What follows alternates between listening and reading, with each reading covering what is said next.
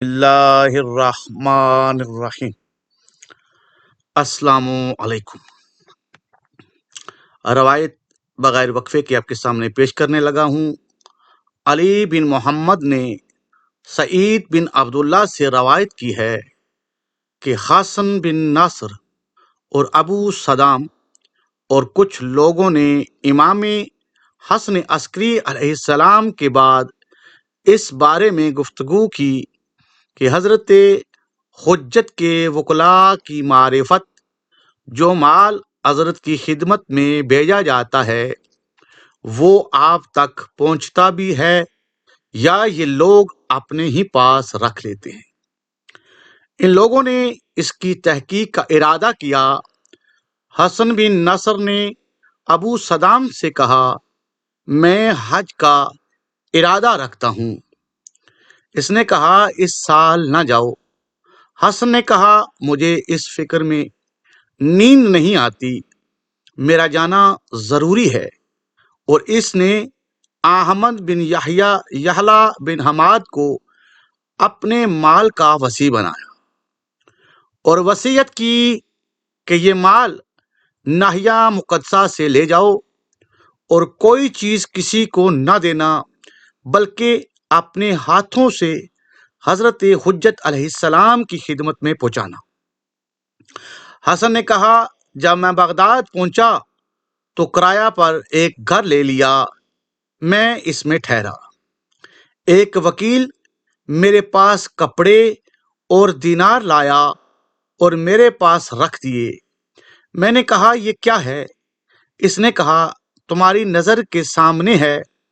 پھر دوسرا آیا، پھر تیسرا آیا، یہاں تک کہ گھر سامان سے بھر گیا۔ پھر احمد بن اسحاق کمی جو کچھ اس کے پاس تھا لے کر آیا۔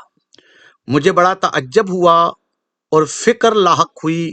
میرے پاس امام علیہ السلام یعنی حضرت حجت علیہ السلام کا خط آیا۔ اس میں لکھا تھا کہ جب دن کا اتنا حصہ گزر جائے تو جو تمہارے پاس ہے اسے لے کر آؤ۔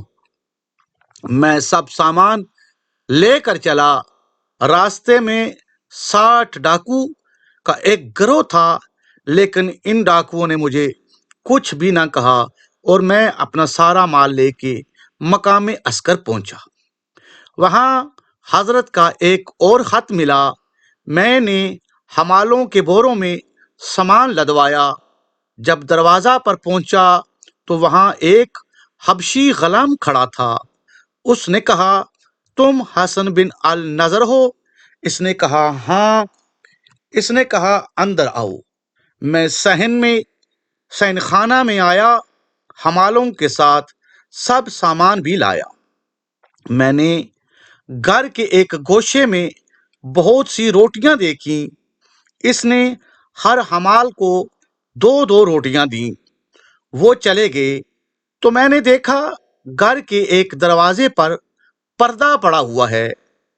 اندر سے آواز آئی، اے حسن بن النضر، خدا کا شکر کر کہ اس نے تجھ پر احسان کیا، پس ہمارے معاملے میں شک نہ کر۔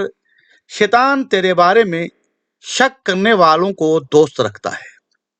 پھر مجھے 2 کپڑے دیے اور فرمایا، یہ لے، ان کی تجھے ضرورت پڑے گی۔ میں نے لے لیے۔